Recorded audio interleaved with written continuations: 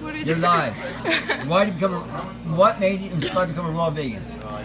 So my mom was diagnosed with interstitial cystitis, which is a bladder disease, and she had lost 60% of her bladder. Wow. And she also has a long list of other diseases that there were no cure for.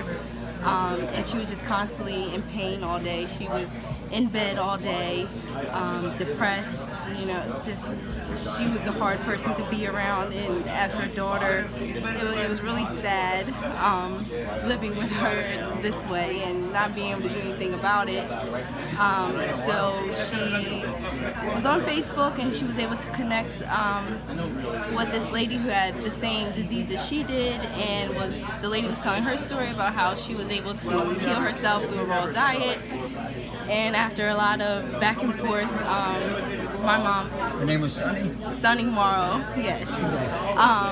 And she... yeah, Sunny, boom, hi. So finally she convinced my mom to try this diet, this way of life.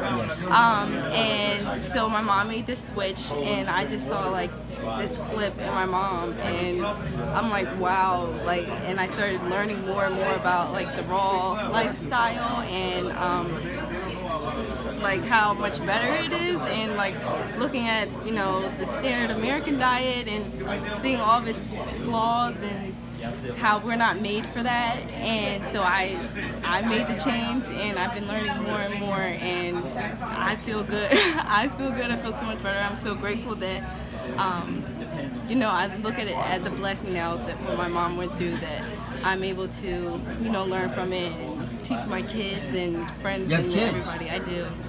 Yes. How old are you? 5 and 8. Say it again?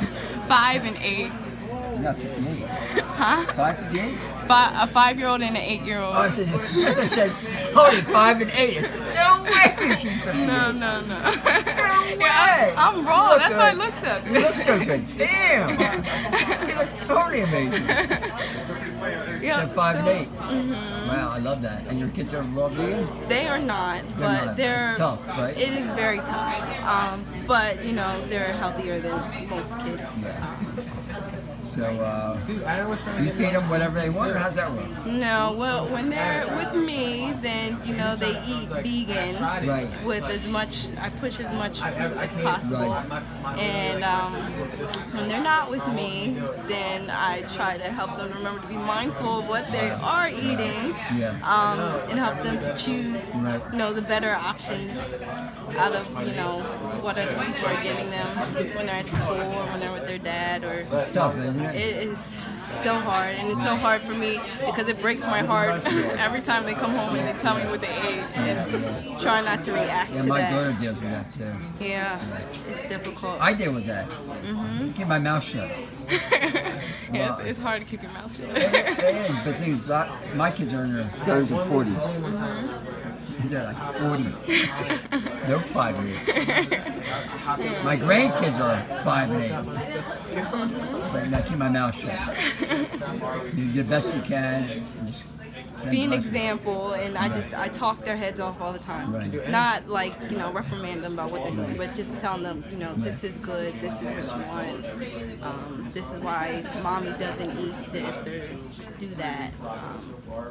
I know it's sticking in there, and one day they'll know. One day. Yeah. Good. Yeah. Anything else you want to say to wrong thing?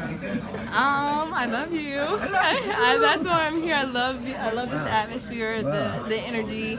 Wow. People that are practicing this lifestyle. It's totally different. And I just love it. Right. Okay, Arnold's way. Bye, Chelsea. Bye.